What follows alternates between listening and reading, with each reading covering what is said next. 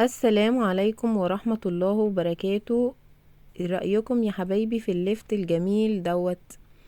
انا عملت الليفت معاكم قبل كده بطريقة، ودي طريقة تانية. هنقول في الفيديو ايه المكون اللي بيخليه مقرمش لاخر واحدة في البطرمان، وازاي نخلي اللون جميل والطعم اجمل. تعالوا نشوف المقادير والمكونات، يلا بينا. ازيكم يا حبايبي، عاملين ايه؟ وحشتوني. النهارده هنعمل مع بعض الليفت المخلل بطريقه تانية غير اللي عملتها معاكم في القناه قبل كده. والليفت ليه فوائد كتير، واليومين دول الموسم بتاعه احلى وقت ليه بيبقى في 12 واحد. بعد كده بيبتدي ان هو يبقى شيخ من جوه وبيبقى طري كده ومش حلو.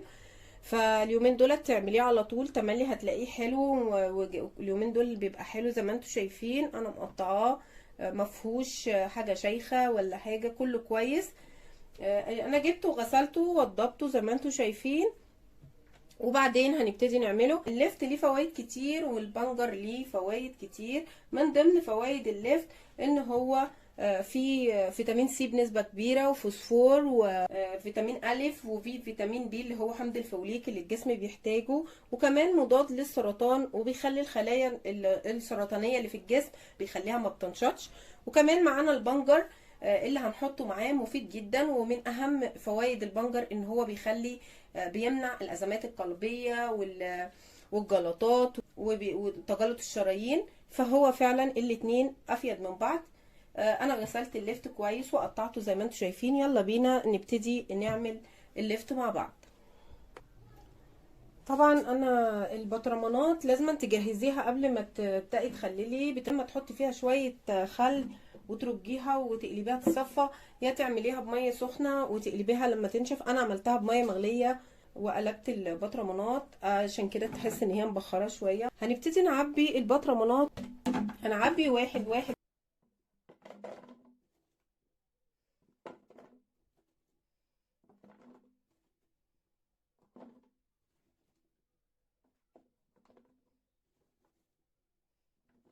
زي ما انتوا شايفين. انا مقطعاه تقطيع يعني مقطعاه طولي كده زي ما انتوا شايفين. وبرده في يبقى صغنون فبضطر اقطعه بطريقة تانية.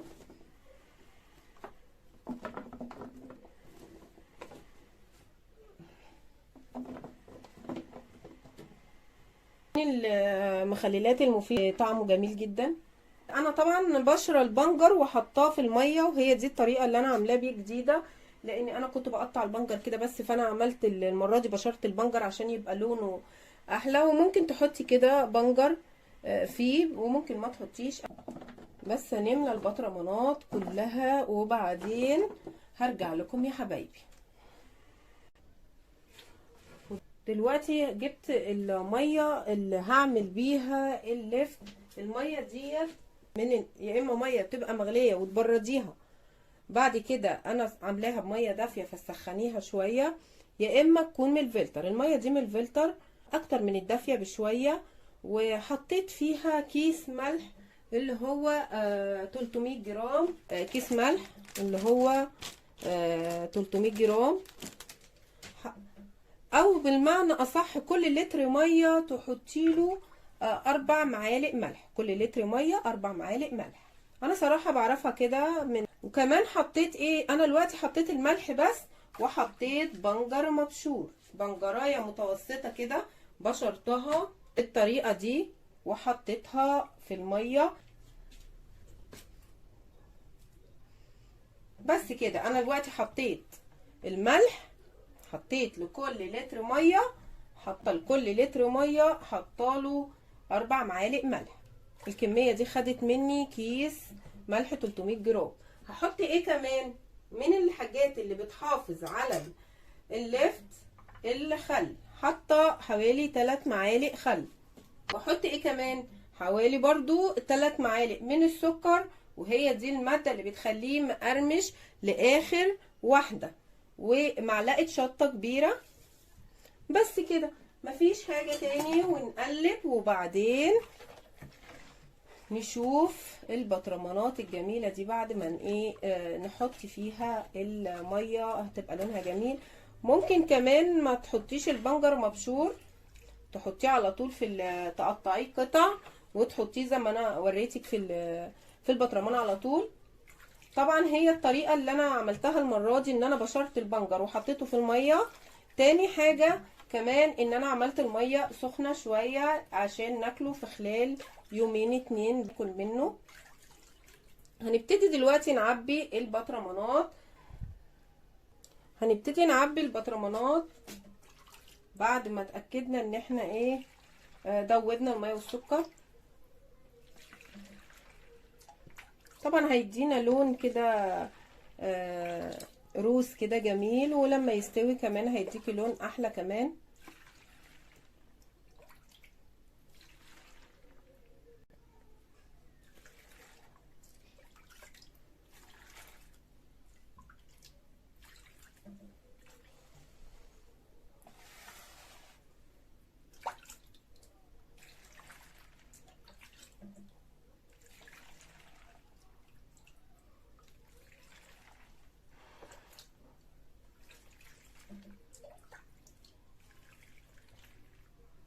زي ما انتوا شايفين انا عبيت ال3 بطرمانات، وهنبتدي نحط عليهم الغطيان بتاعتهم.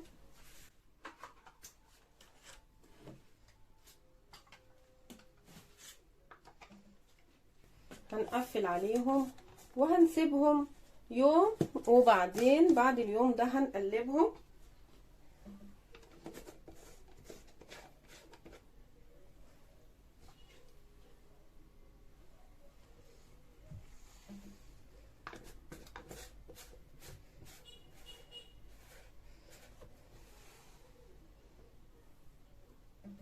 وده شكل البطرمانات بعد ما خلصت. زي ما انتوا شايفين شكلها جميل وادت لون شوية عشان احنا بشرنا البنجر في المية، فادى لون جميل. وممكن برضو ما نبشروش ونحطه كده سليم.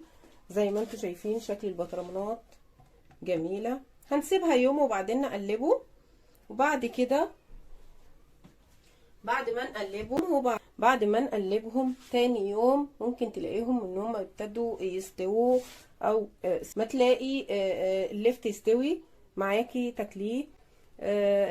ما تنسوش تعملوا اللفت، بجد مفيد جدا، واليومين دول الموسم بتاعه. وما تنسونيش في اللايك والشير والسبسكرايب للقناة، وتفعلوا زر الجرس عشان يوصل لكم كل جديد من مطبخ ومنوعات نهى. باي باي يا احلى متابعين في الدنيا دي كلها. باي باي.